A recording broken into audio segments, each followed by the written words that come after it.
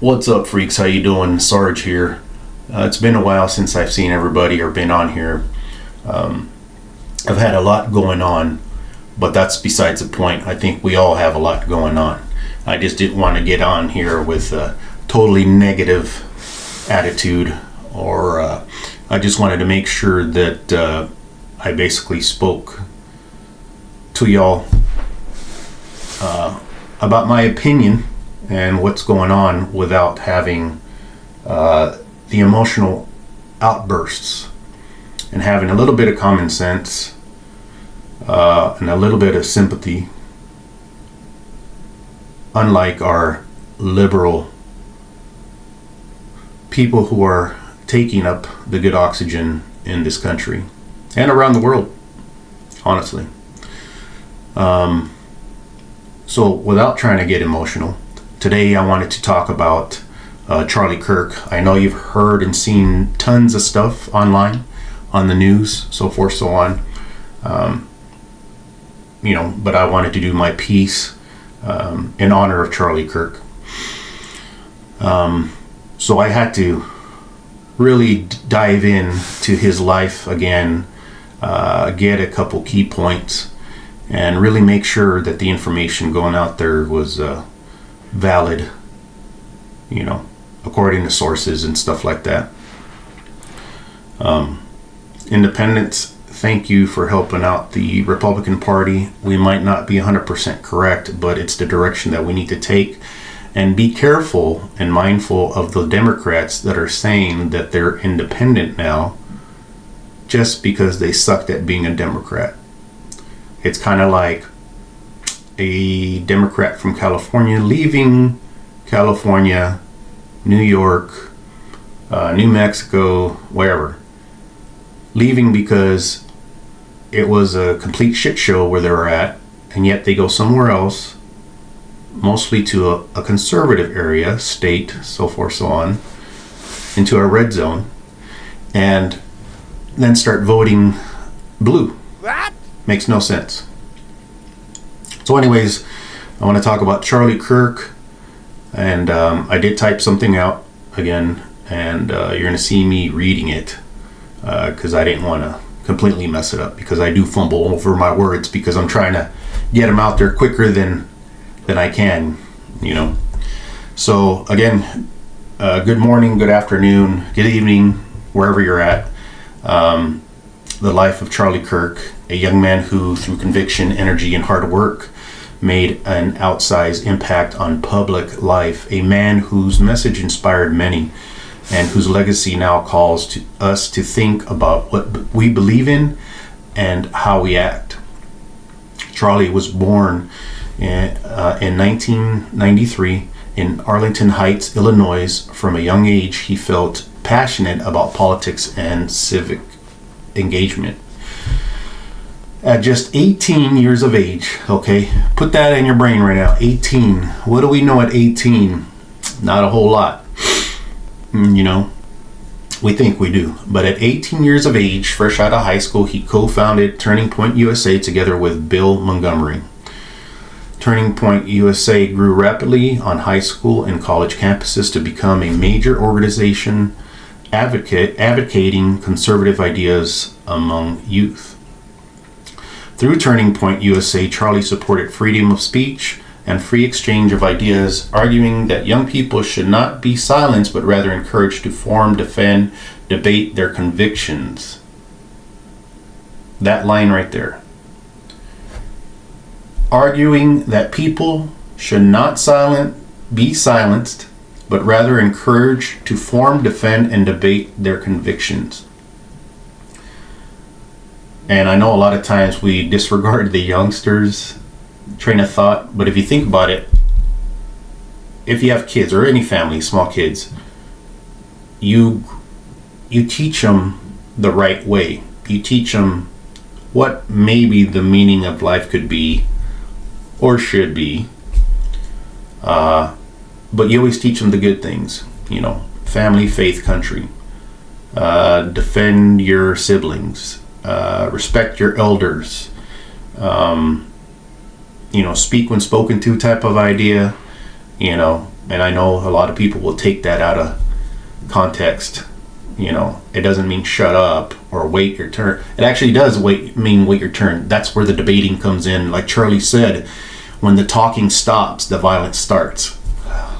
What the hell? How more simpler can you get that? So back to this. Sorry. There I go, getting emotional again. So he was also the author. He was also an author, media figure, radio host of the Charlie Kirk Show, as we all know, and a speaker who drew large audiences. At 31, his life was tragically cut short. He was killed while speaking on campus at an event in Utah. But in his short time, he amassed high influence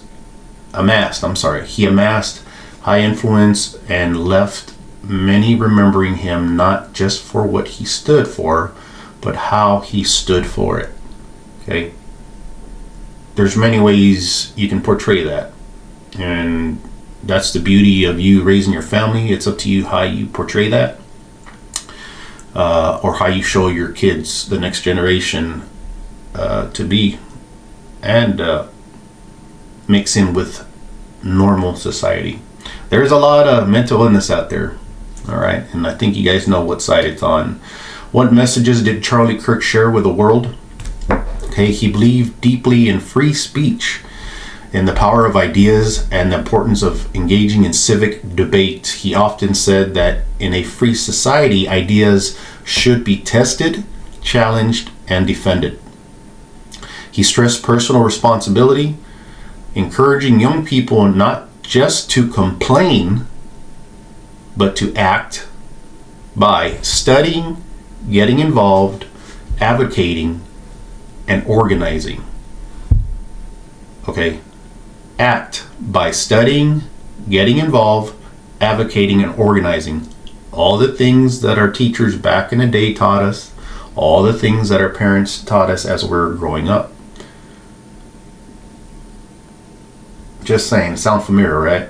He emphasized faith and the role of religious conviction in public life, particularly in later years. His Christian beliefs became more pronounced. A more pronounced part of his public message. He championed patriotism, believing deeply in the American experiment, its founding ideas, Constitution, and freedoms. He saw young people as essential to preserving those ideas, which is very true, because right from the get-go, I know a lot of youngsters, they're very liberal if you think about it in their train of thought, unless their parents are doing a good job, like me. Raise your hand.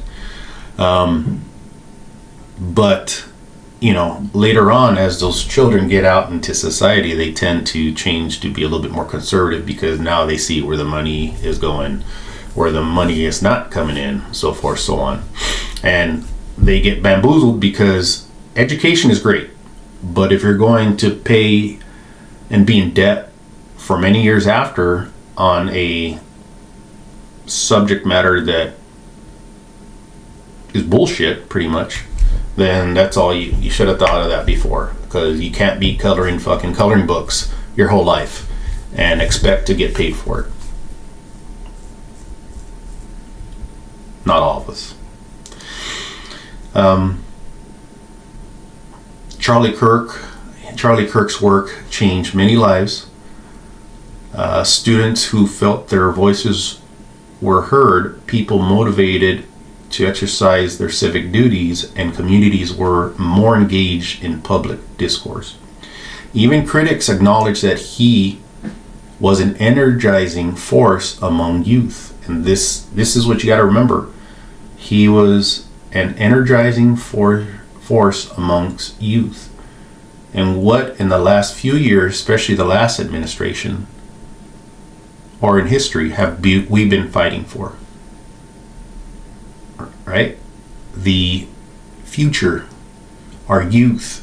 We say, oh, I want to do this because my kids are going to suffer that. If I don't do that right, or, if I do that wrong, they suffer the consequences, period. As parents, as an adult, the youth suffer the consequences. Okay.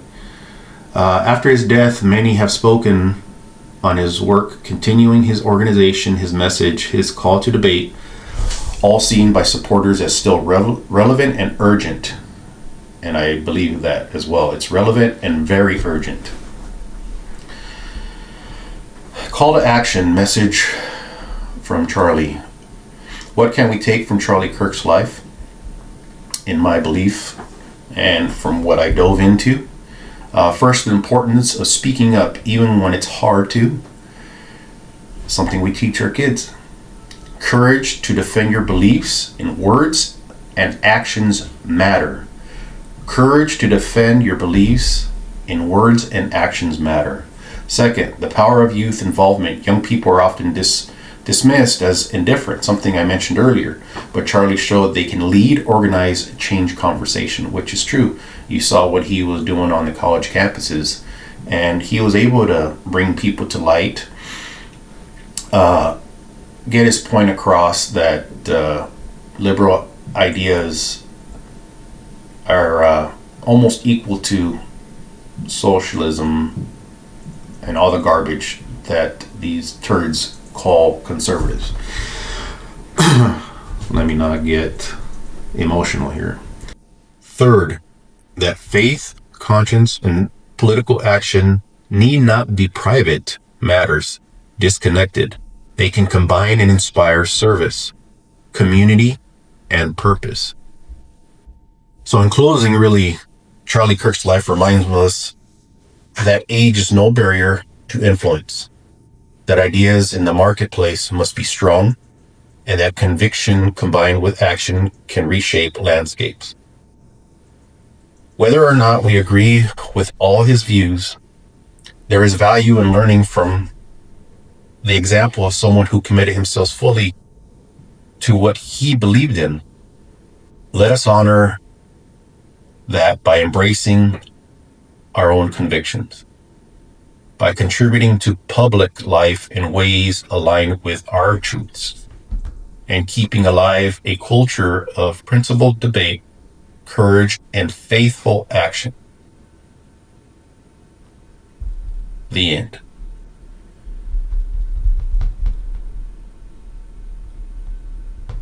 As I said, go out there and do good. Let the haters hate. I have a lot of them, and it's great. Like I said, it feels great that I am reaching out to people, inspiring, sharing knowledge.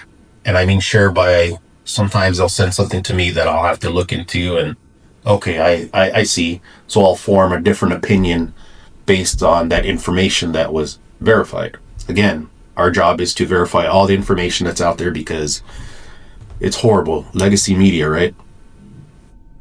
And then we have people who like their certain ideas, even though they can be completely wrong.